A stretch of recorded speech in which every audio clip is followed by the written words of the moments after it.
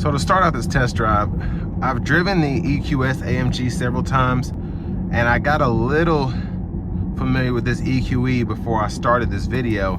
And the EQE, even though it has a little bit less power because it's a lighter car, because of just how it handles, and it's meant to be more of a sports car than even the EQS AMG that still wants to be luxurious. And don't get me wrong, this is too, but this just feels more of an animal than the EQS does.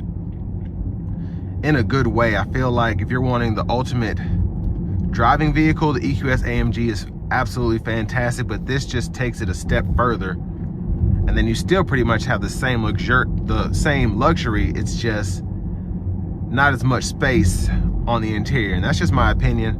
I'm sure there are subtle differences that you could try to find, but for the most part, it's the space for me. And my headroom is pretty good up front. I'd say I have about an inch or so from the sides, but where the roof is actually, like the sunshade and the sunroof and all that, is higher than the borders on the side, I have probably about an inch or two, probably 2 or 3 inches actually, from the sunroof shade itself. So space is still fantastic. The seat's just wide enough. Oh my gosh, whoa. Oh my gosh. And that's exactly what I'm talking about. The EQS is quick, but I could not catch my breath just now. Oh my gosh, that was one of the best launches in an EV I've ever had. And I've driven the Model S Plaid. Now I haven't actually been able to hit that from a stop. I have a little bit more space out here in Nashville as opposed to the few streets I have to drive in Murfreesboro, Tennessee. But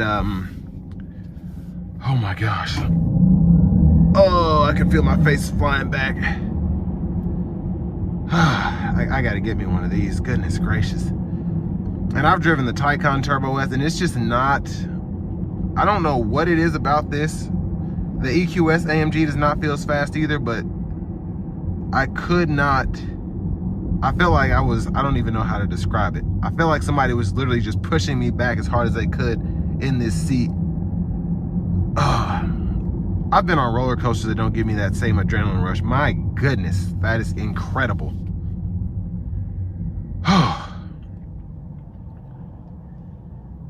And the seats are pretty, of course you can adjust those, being a Mercedes.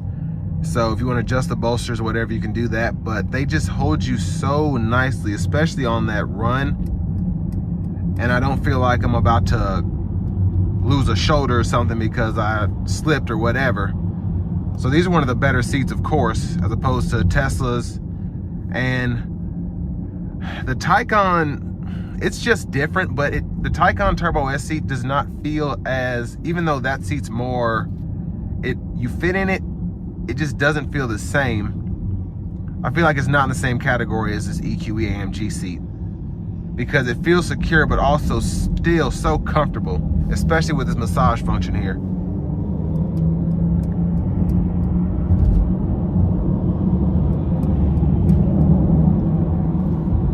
And I can turn on the cruise control here, lane centering, all of that.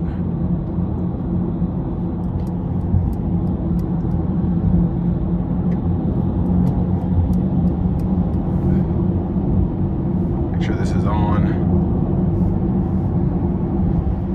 And still, fantastic ride coming down the interstate. The EQS is just a bit more plush, but still an extremely comfortable ride. Now, with it being an EV on the EV platform, it's not gonna feel, it's gonna bounce just a little bit more than the gas powered counterparts, but still an incredible ride. And this is an incredible car. I wish I could afford one, because I would buy one. I'm telling you, one of the best test drives I've ever been on. And this will bring me to an end of my review of the 2023 Mercedes-Benz EQE AMG.